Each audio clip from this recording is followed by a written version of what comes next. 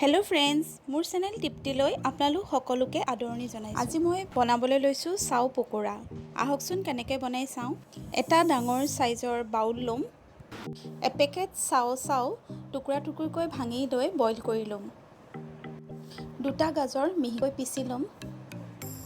দুটা মিডিয়াম সাইজৰ পিয়াজ কাটি লম। ধনিয়া কুটা অলপমান দিম। 4-5টা মান জলকীয়া মিহিকৈ কাটি লৈ দিম। এটা কণী দিম।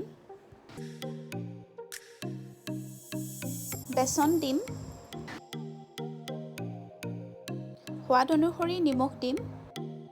আটাইখিনি বস্তু ভালদৰে মিক্স কৰি লম।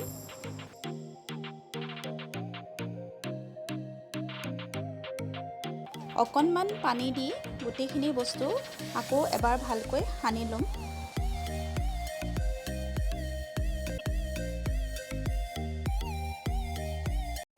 এতিয়া এখন পেনত অলপমান সৰকৈ ৰিফাইন তেল গৰম হ'বলৈ দিম। কেইটামানকৈ পকোৰাকেইটা তেলত দি ভাজি ল'ম।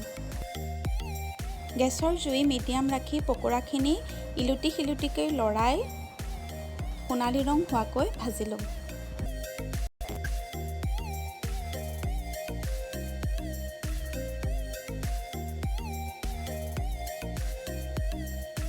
গেছৰ জুই মিডিয়াম ৰাখি এনেদৰে আটাইখিনি পকোৰা ভাজি ল'ম।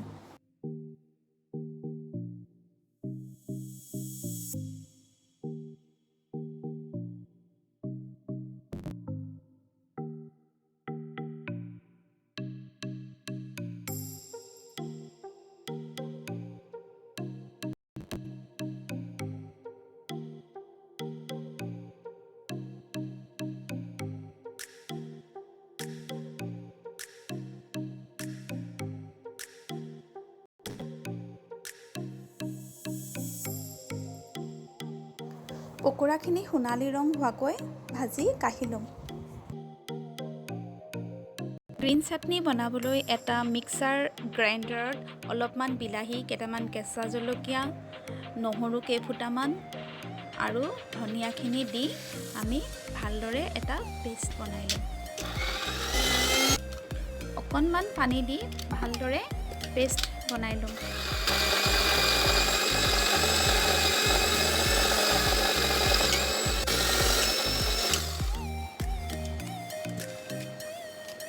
সোৱাদ অনুসৰি নিমখ দিম। পকোৰাখিনিৰ ওপৰত অকণমান চাট মছলা ছটিয়াই দিম। চাও পকোৰা আমাৰ ৰেডি হৈ গ'ল। ধনিয়াৰ চাটনি আৰু টমেটো চচৰ লগত এই চাও পকোৰা খাবলৈ বৰ ভাল লাগে। এবাৰ বনাই চাবচোন কেনেকুৱা হয়। বনাই চাই কমেণ্ট কৰিবলৈ নাপাহৰিব কিন্তু। যদি আপোনালোকৰ ভিডিঅ'টো চাই ভাল লাগিল তেতিয়াহ'লে লাইক, শ্বেয়াৰ আৰু ছাবস্ক্ৰাইব কৰিবলৈ নাপাহৰিব।